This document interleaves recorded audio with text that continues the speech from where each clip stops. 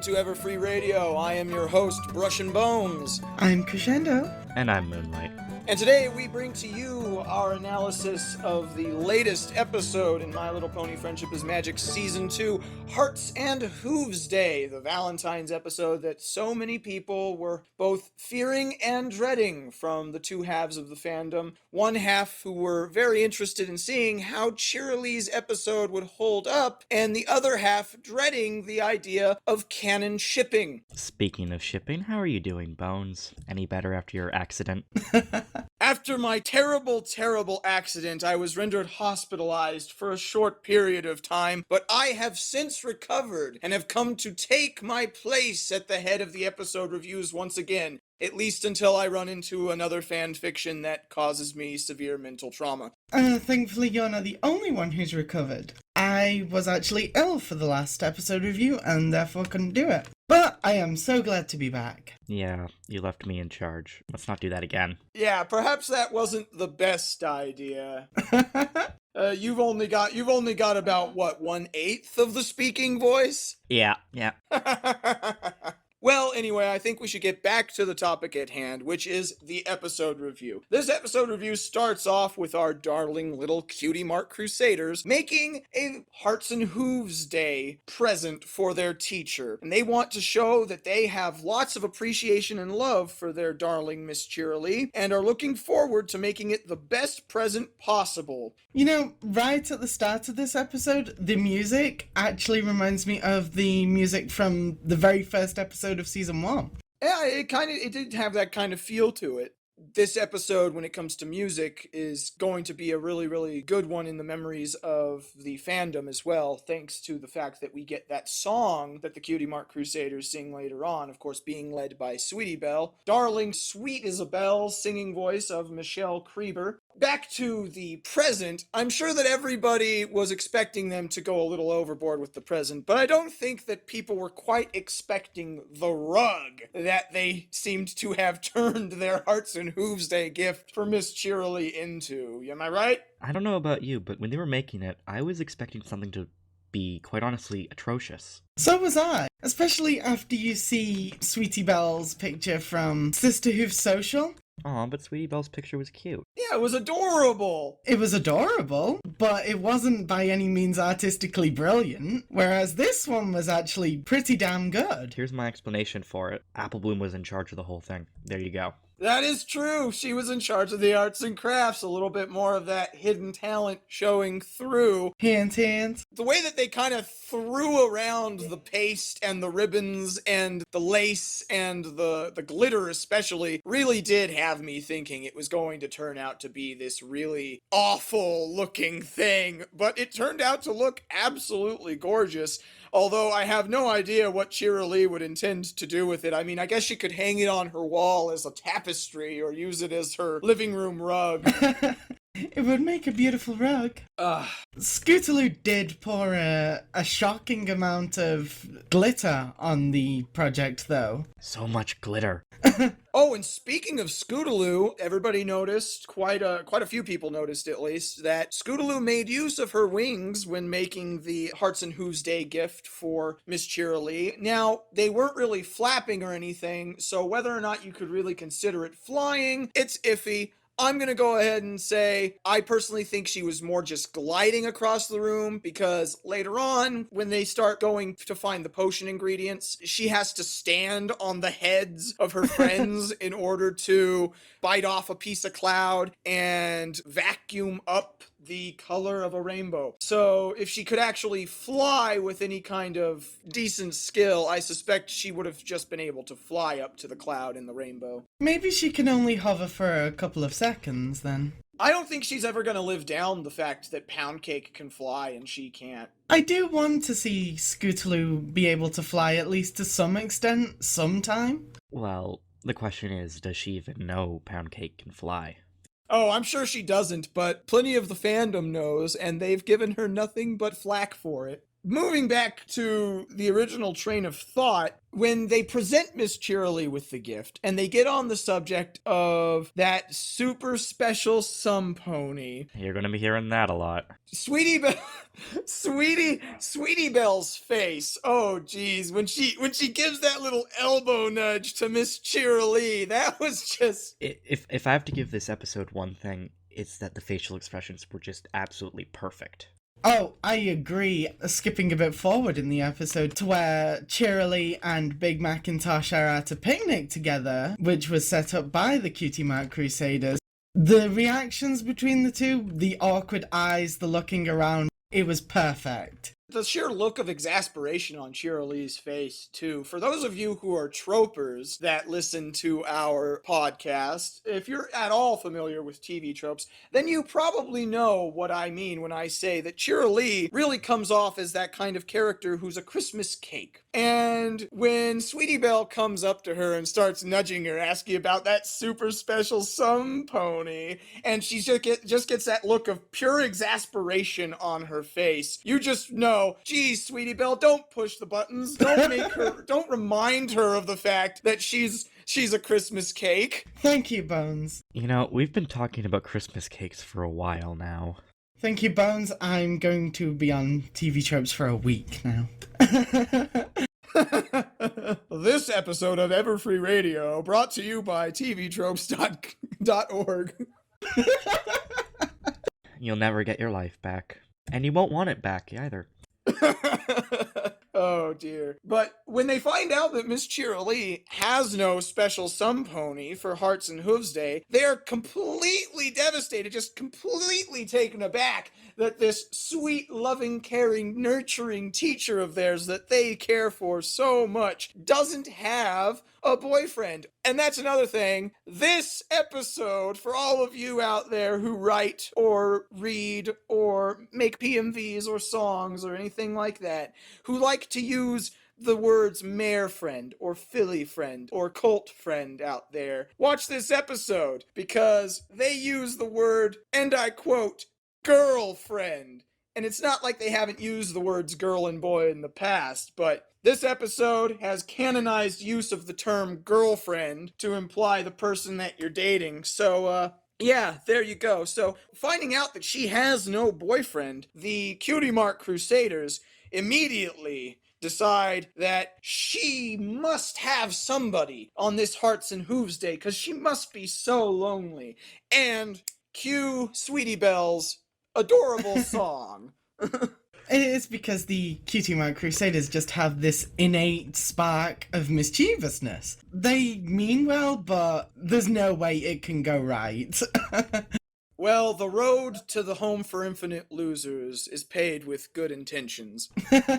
Anywho, on the subject of the song, what a wonderful song it was. It's great to hear the Cutie Mark Crusaders singing well. Although, admittedly, Scootaloo doesn't really sing in the song so much as she has a speaking line with the tune. But on the subject of Scootaloo's portion of the song, when she points out Dr. Hooves running by, now, admittedly, this may not be an homage to Doctor Who, but whether it is or is not, it is still a funny coincidence that Dr. Hooves shows up in the song doing a lot of running. And for those of you Whovians who might be listening to our podcast and are members of the pony fandom as well, you know that the Doctor's daily life entails an awful lot of running. I did love Doctor Who so much. And I just laughed when I saw that scene. Oh, I'm sure plenty of people laughed. It got a bit overshadowed for me by the jelly guy. I'm never going to unsee his face, you know that. Oh gosh, the jelly guy. Or that super, super shiny bathtub pony. I've got this belief in my head that super shiny pony in the bathtub must be some kind of bodybuilder, and he had just gotten done with a bodybuilding competition, so he was really oiled up and stuff to showcase his muscles, and then he jumped in the bath to wash himself off, and they just happened to catch him at bath time. How would the Cutie Mark Crusaders get into his house, though? That's the creepy thing. I want to know where they went that they saw huge tubs of jelly that a pony was just sitting in. I feel that it is necessary to mention one part of the song that kind of struck me as particularly dark, and I don't think they intended it to be. And that was when Sweetie Belle jumps up on this old pony's back, and the pony's clearly a priest. He's got that priest's collar serving wrapped around his neck, although he doesn't have like the full vestments. It'd probably be difficult to animate that for a pony. But I didn't notice it until the second time I watched it, but she's interrupting a funeral service. She's jumping into the middle of a funeral service onto the preacher's back and singing about this Hearts and Hooves Day, super special someone she and her friends need to find for Miss Cheerilee. And that kind of just struck me as dark, because now we know that there is death in Equestria. They have funeral services. Not to say anything about what their religion might be, because I've seen plenty of animated shows use the Catholic priests' outfits for priests when they aren't actually Catholic. But it was a pretty dark thing. Obviously, they worship Celestia and Luna. They're their gods. It's basically a way in any cartoon, really, to show religion. It's easily recognizable. The standard funeral service is the Christian one, so everyone knows it. Well, and I do want to comment on something you said, Moonlight, about them being recognized as gods. Word of God kind of stated otherwise regarding them being the gods of their universe, but there have been some statements the ponies have made that kind of imply a sort of demigod-esque kind of relationship. They're pretty much gods, really. I mean, they do have control over the sun and moon phases, and stuff like that, which is kind of pretty important, If they don't bring up the sun, the planet would probably die out, which is kind of why I found the concept of Equestria as a singular country to be less possible or probable than it being the whole world in general. But I kind of have this view of it as being a unified world nation, kind of like how in science fiction, by the time we travel to other planets, the planet Earth is just considered like one nation of spacefaring humans. In some places, not always. Not always, but I always viewed it as Equestria as more a continent, but the biggest continent, like the most major continent on the planet. And therefore, that's why Celestia and Luna get control of the celestial bodies. Oh dear, we have gone so off track with this one. Anyways, going back to the episode, we can save discussion on whether or not Celestia and Luna are demigods for another time, but they interrupted a funeral service, and that was kind of dark. We saw a lot of interesting new pony designs, which I'm sure that plenty of fan artists are going to take advantage of. Names, drawing. Please don't draw more of the jelly. Oh, that jelly pony. You jelly, No. Moonlight? No. I'm not. So, by the end of their song, they see Big Mac, who's, bucking hay like is proper for a nice, humble farm pony like himself. And they come to the conclusion that Big Mac would be perfect because he has no special some pony on Hearts and Hooves Day either. At the end of the song, I did love how they made the tree, the hay bales, and the rake on the floor into the outline of the heart that's drawn. That was a very nice little subtle bit of imagery there. Also, I did love how they incorporated Big Macintosh's nope at the end of the song. Well, you'll be hearing more from him later. Yeah, you'll be hearing plenty of yeps and plenty of nope in this episode. Among other things. Yes, among other things. More than half of which is the pet names. Oh, dear Lord, the pet names. They are sickeningly cheesy. So they come up with a plan, and Apple Bloom's a little, she doesn't know whether or not she wants to go along with it, just because she's kind of confused as to how they'll get the two of them to interact, because she knows her brother is shy. And so they started off by setting up a romantic picnic and luring the two of them out there, Miss Cheerilee and Big Mac, luring them out to the picnic area so that they can talk. And it leads to some of the most funny dialogue, or non-dialogue in the case of Big Macintosh, in the episode, when The Cutie Mark Crusaders decide to go hide in the bushes, and Cheerilee and Big Mac are kind of just standing there awkwardly, kind of embarrassed, and then Cheerilee explains to Big Mac why she thinks the Cutie Mark Crusaders brought them out there, and they have a nice little chuckle. And then, all of a sudden, Cheerilee looks at Big Mac, gives him these bedroom eyes, and says, "Big Macintosh, I think you've got something in your teeth." Oh, come on! That was priceless, especially just the look of utter horror on Big Macintosh's face, like he was so embarrassed. As cliche as that "you've got something stuck in your teeth" moment was, it was perfectly timed, and I was rolling on the floor, laughing. I can't believe I just said that. And of course, when this happens, Sweetie Belle shouts from the bushes, "Oh, come on!" It's amazing. Sweetie Belle is such a shipper. She's totally trying to get into this role of playing the matchmaker. She is totally trying to set these two up, and you can tell that she's going to be that kind of girl who is way into romance. Well, hey, she's Rarity's younger sister. You gotta take that into mind. Well, that's a good point. That is a good point. Cutie Mark Crusader matchmakers, yay! Well, the first attempt being a failure, the Cutie Mark Crusaders decide they're not going to give up, and they figure out that there's a love potion in one of the books that they get from Twilight Sparkle, who they happen to run into on the street. Some of you may have taken note of this, but it may have just been me. Maybe it wasn't just me, but it felt like the first couple of lines of dialogue from Twilight were a little off. Maybe that Tara Strong needed a little bit more time to warm up her voice this time around, but maybe she was having some difficulty. But the first couple of lines were a little off. The rest were fine, and it wasn't really a bad thing, but it really hit me when Twilight started talking. She was really calm, and her voice it just sounded just a slight bit off. I'm glad to know that I wasn't the only one who thought that.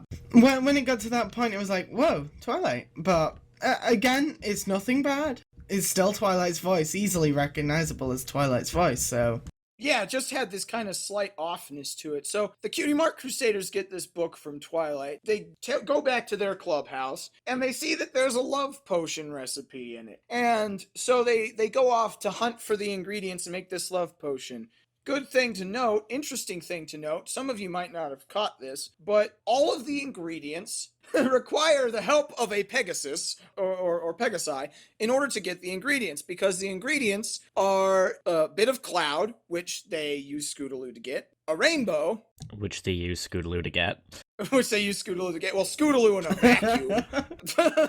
Yeah, who knew you could harvest rainbows in such a manner? Go take the Hoover out to that rainbow and suck up some rainbow for us. I want to make hot sauce. So that's how they make Skittles.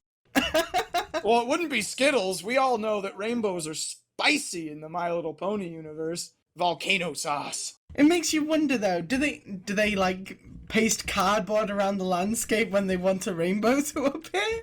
I want to know, because you see her take the color out of the rainbow. So I suspect she took the rainbow, because we know that rainbows produced in Cloudsdale are a fluid, as Pinky demonstrated when she dipped her hoof into the river of rainbow and took a nice long suckle and then started breathing flames because it was so spicy. I want to know, what's the deal with the grayscale rainbow? You know, is that, like you mentioned, Crescendo, is that like a cutout? Is it a base that they pour the rainbow into? Each day a rainbow needs to appear? Only the Pegasi know. But then how does Rainbow Dash make a rainbow when she does a sonic rain boom? Pony physics. That's... Pony physics. Dark matter. It was dark matter.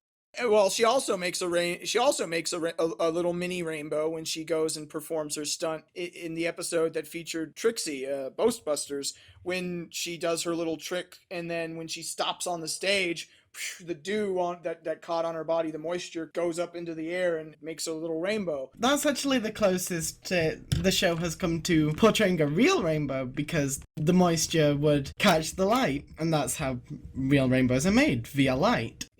But the original point that I was going to make by bringing up the fact that a Pegasus is required for each of the ingredients in the love potion is it might be a very subtle reference, and admittedly, this is just an opinion. We could be completely off here or just be completely talking out our bums. But it might be a subtle reference to Cupid, the cherubim who fires his love arrows and makes people fall in love. And considering the fact that cherubs are portrayed as little winged angel children, it makes tons of sense when you consider that the people attempting to make two ponies fall in love in this episode are a trio of kids. And especially since the one that was vital to making the potion is Scootaloo, the winged one. I think that was intentional. I certainly hope it was, because that was very clever on their part. Yeah, if it was intentional, it was very clever. And if it wasn't intentional, well, we probably just think far too much into it. But, you know, we're known to do that on this show. Don't hold it against us.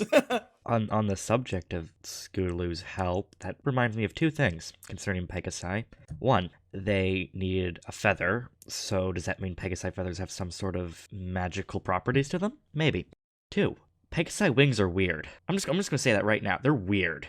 Yeah, there isn't a very consistent portrayal of Pegasi wings in this series. You've got the complete controlled digits and stuff, almost like it's a fully armed fingered appendage, like we see in Reading Rainbow. Not Reading Rainbow. Reading Rainbow. I'm sorry, I was calling it Reading Rainbow for obvious reasons, but Read it and weep. Read it and weep.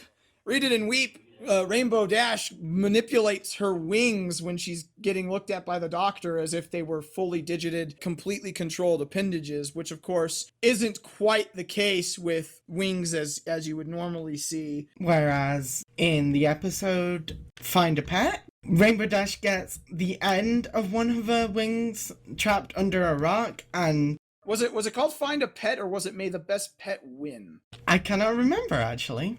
It's called May the Best Pet Win. Thank you, Moonlight. Ha! And You're supposed to say Data.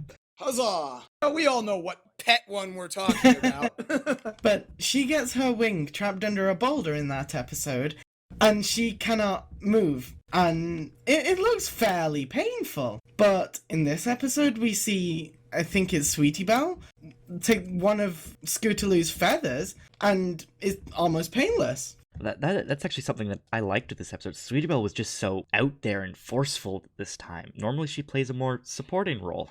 And she's a much more meek character in earlier episodes. I'm curious as to whether or not this is whether to take this as character development, or, I don't know, Sweetie Belle kind of holding the crazy ball here a bit. Well, she does hang around Apple Bloom and Scootaloo, who are both very outgoing characters. I'm sure it's going to rub off on her. Yeah, I actually like seeing the mischievous side of Sweetie Belle, though, because as much as chaos may ensue, it's still funny. And it's kind of cute, actually. It is. Yes, I agree. You know, and it could come into play considering the fact that we've seen Rarity become a little bit over the top in certain situations when she's put in her element. And for me, it kind of seems to me like this might be one of Sweetie Belle's things, you know, the romance. She got really into it and all that other kinds of stuff, and so she's kind of taking after her sister. It's something that she's having a lot of fun with, that she's really into, and she's getting really excited and forceful and kind of a little crazy about it. But as we've seen, a fair few ponies have a bit of crazy in them. Yeah, a fair few. Especially Bones. As in almost all of them. Oh, come on now, Moonlight. Oh, all right, so they make the love potion, and they lure Big Macintosh and Cheerilee out to the picnic area once again, and they tell them, hey, we've created a punch that we want to sell, and we need taste testers, so why don't you drink it for us? Which I think that was actually a pretty ingenious scheme. I gotta say, you know, when you're thinking about a way to get get a couple of people to drink something that they're not sure about in a situation that they're already uncomfortable with, this sort of quasi date situation. You know, you're a couple of kids, they're probably going to trust you implicitly. So you tell them, hey, we made our own little unique punch, but we need some people to taste test it so that we can, you know, make a little like lemonade stand-esque sort of thing. Kind of like when I was 6 years old, I tried to make a Kool-Aid stand with my brother. That didn't work out very well, but We don't have those sort of things up here. As crafty as that plan is, I think one word the Cutie Mark Crusaders need to learn is subtlety. Because as we see earlier in the episode, when they are so blatantly obvious trying to get Cheerilee and Big Mac together. Well, and they're not even really hiding when they go and they jump into that bush. It's like Big Mac and Cheerilee know they're in the bush, and they keep popping their heads out to say things like every 5 seconds. So Big Mac and Cheerilee, they trust the kids. They know that they're up to something, but they trust them. And they drink the potion, and hey, what do you know it? It works. And all of a sudden, Big Mac and Cheerilee are making googly eyes at each other. And nothing else. In addition to coming up with the most horrible pet names you have ever heard. I've got to say that while it was hilarious, the pet names did start to grate on you after a while, especially if you're like me. And a couple of people I know use this term for when a couple is being overly cutesy with one another, especially when they're referring to each other as pet names, and they just keep talking in that sort of like almost baby talk-esque way to each other. Just sort of thing. It's called cupcaking, which is coincidentally quite fitting for a fandom like My Little Pony, but it's called cupcaking. And that's what Cheerilee and Big Mac were doing for the majority of this episode, cupcaking. And if you're like me and you don't like seeing that stuff, as funny as it is, it'll start to grate on you a little bit after a while. See, with the whole grating issue, that was the whole point of it, though, I think. Oh, I know. I mean, that was the point, is that it is grating. It's grating for us, and it's grating for the people in the show. So it just shows it's hilarious because it's showing exactly how it's working. That we're not just the audience is getting annoyed at these two just cupcaking and making googly eyes at each other the entire episode. Everyone is getting annoyed, and that's why it's so effective and why it's such a potent problem that needs to be solved right away. So the Cutie Mark Crusaders come to this realization after Big Mac and Cheerilee start going completely and totally just crazy with the pet names and the oogling and the googling and all of the other kinds of things. So they realize that, oh dear, we might have given them a love poison, because this potion is so potent that when the prince and princess who drank it, that the story of the love potion is based around, drank it, the kingdom that they were in charge of literally fell into disrepair because they did not do anything except oogle and google and smooch and kiss and cupcake all day long.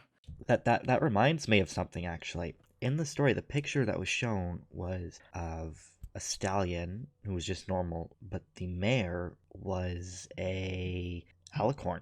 Well, I don't know. I couldn't really see any wings. No, can I? No, there were wings. I saw wings. But that's really interesting because everything we've ever seen for royalty, aside from Prince Blueblood, they've all been alicorns. At least all the females have been alicorns when it comes to royalty. So are you implying that perhaps only females can be alicorns? No. I'm not implying that. I'm just saying it's a bit weird and something to look into.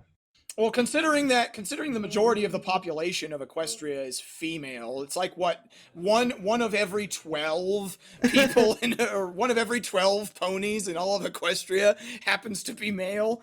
It's also quite possible that the male isn't royalty, just nobility marrying into royalty, therefore becoming a prince through that. There's that. Or vice versa, Or vice versa. which is something to consider in and of itself, just because an alicorn who isn't royalty would be something to think about. Oh, definitely. Exactly. So they find out that they've given their teacher and Apple Bloom's older brother a love poison. And the only way to break the spell is to keep them from cupcaking and looking into each other's eyes. And I'm going to continue to use that phrase, by the way, cupcaking, because it is the complete definition of everything that they do, and it's so much easier to say. But they have to keep them from looking into each other's eyes for a solid hour in order to break the spell. And so the only way that they think that they can figure out a way to do so is to tell them to get married, because the groom has to go, or groom-to-be, has to go and pick out a ring, and the bride-to-be has to go and pick out a dress. So they take them to their respective places. Miss Cheerily goes off to the dress shop, the boutique, and starts looking at all of the different gowns and stuff like that, which is funny considering that the only thing we actually see her in is a wedding veil and not a full-blown gown. And Big Mac gets taken to the jewelry store. It makes me wonder, where was Rarity during this? When Sweetie Belle was taking Cheerily through all the wedding dresses, we see not a sign of Rarity. Well, maybe Rarity was off hanging out with her friends or whatever. I mean, the boutique is also Rarity's house, so I suspect that Sweetie Belle, being Rarity's little sister, knows how to get inside. Oh, of course. I mean, admittedly, it is during business hours, so Rarity being off hanging out with friends might be a little bit iffy, but it's not like she hasn't hung out with her friends during the daytime before, so... Oh, of course. Maybe it was just a weekend.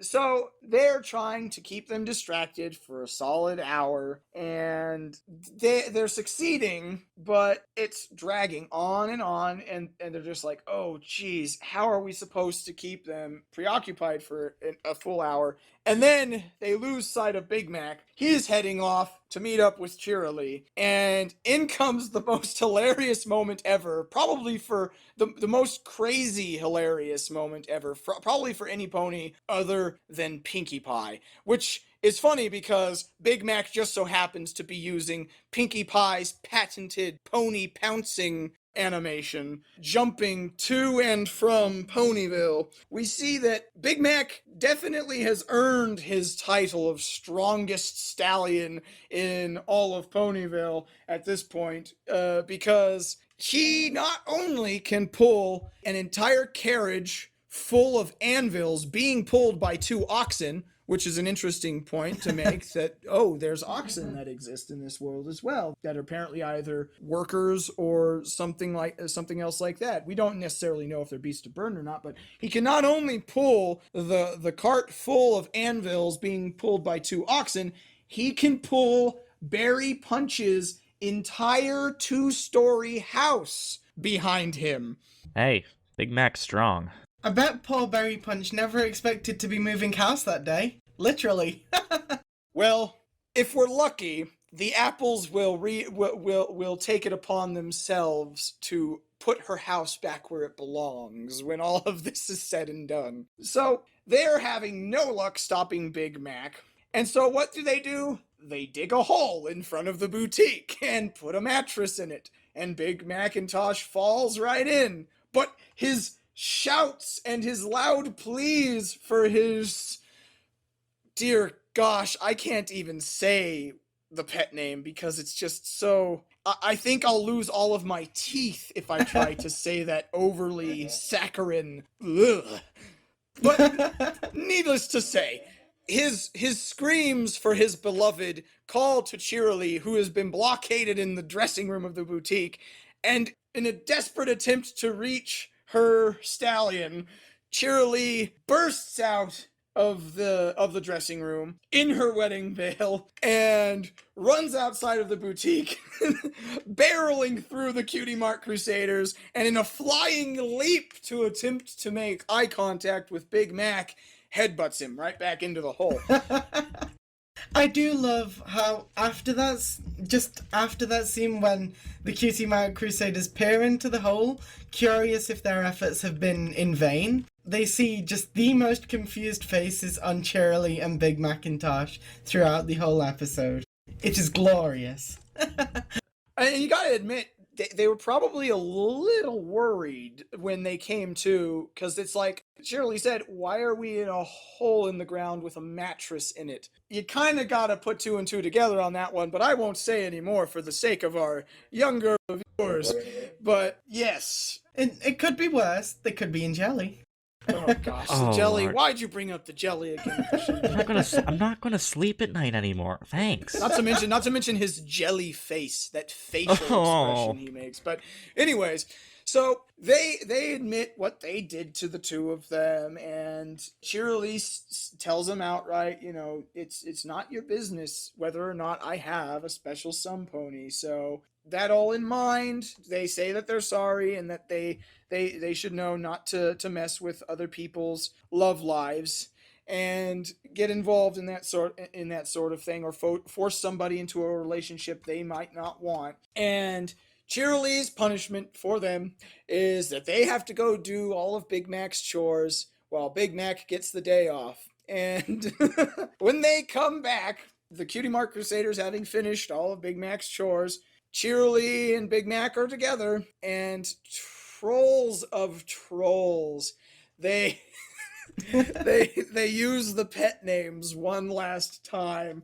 and the Cutie Mark Crusaders' facial expressions are so worth it. And of course, there's the little wink of acknowledgement as Big Mac and Cheerilee walk off. So, to sum it all up, it was a lot of fun. It was a very interesting episode. There were only a couple of little minor nitpicks about it, which, at this point, you kind of really have to come to expect it, because with a children's show, even if it's not trying to meet the whole educational standards of a lot of children's shows, it is still a show targeted towards young people. That in mind, it's going to reuse certain plots that other shows have probably done before, because this is definitely not the first time I've seen a plot with a love potion involved, and I'm sure it won't be the last. But it was a whole lot of fun.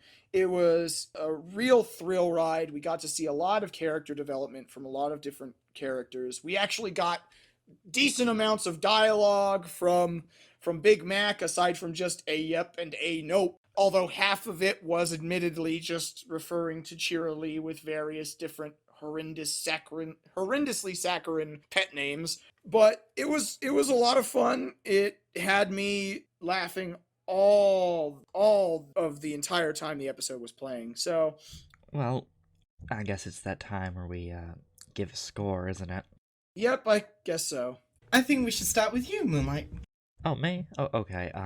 Well, I'm gonna have to give it a 4.75 out of 5. While it is an absolutely brilliant episode, the pet names started to grate on me after a while, and the jellyface creeps me out.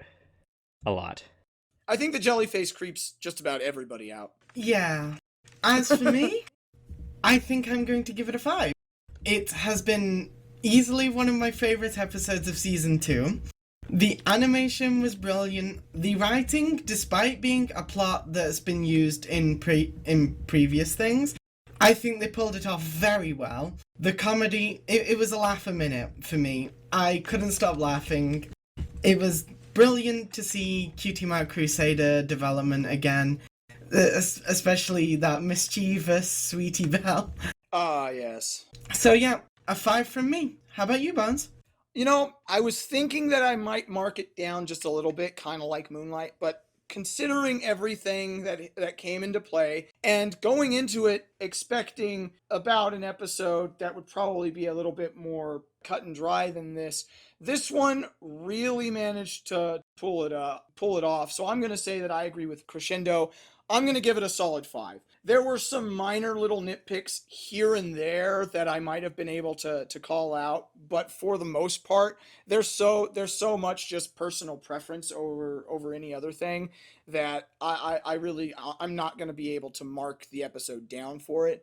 And as much as I might have gotten annoyed at the cupcaking and the horrendous pet names, that was the entire point, is that everybody was getting annoyed. So the fact that I was getting annoyed was that the writers did their jobs and made it a believable situation. So I'd have to agree. It was a lot of fun. It was really awesome. I enjoyed the song a lot, and really it was just an all around great episode. I mean, it was main 6 light, so we didn't really get to see a whole lot of people aside from just, these side characters like the Cutie Mark Crusaders and such. But it was still a whole lot of fun. Now, admittedly, I'm sure the Flutter Mac shippers are going to disagree with us on this, but you know what? I say that considering everything that went down in this episode, I think that all of you guys and girls out there who write shipping fics should continue to just do what you like to do, or even if you just read shipping fics, continue to read what you like, because canon or not, this was really a show that didn't really change. This was an episode that didn't really change the status quo at all. It was just a lot of fun experimenting with stuff. So we're going to go ahead and wrap this up right now. You heard it from us. I gave it a 5. Crescendo gave it a 5. Moonlight gave it a 4.75. All around an excellent episode. We're going to go ahead and bring this one to a close. I'm Brushin Bones. I'm Crescendo. I'm Moonlight. And you've been listening to Everfree Radio. Have a good one, everybody.